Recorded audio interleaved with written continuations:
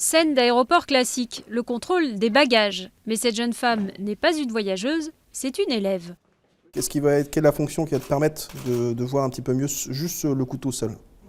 Vanessa est ici pour apprendre le métier d'agent de sûreté aéroportuaire.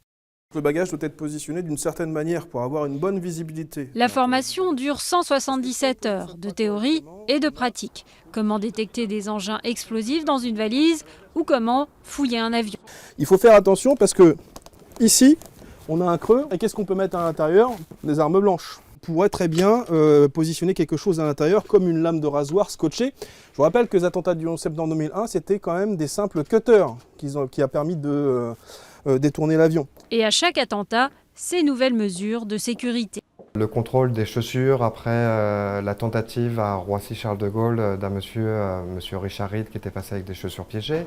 L'évolution aussi des contrôles sur les liquides explosifs, sur les matériaux de pâte molle, de choses comme ça.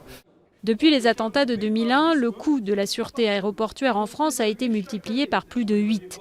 Aujourd'hui, on compte 11 000 agents de sûreté dans les aéroports de l'Hexagone, tous triés sur le volet. Ces agents, une fois qu'ils ont eu leur diplôme, vont obtenir une carte professionnelle.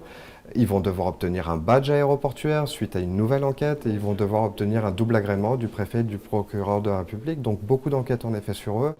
Mais comme l'a encore prouvé le dernier attentat de Sharm el-Sheikh, la sûreté n'est pas infaillible. La difficulté du métier étant d'assurer un maximum de sécurité sans empêcher les avions de partir à l'heure.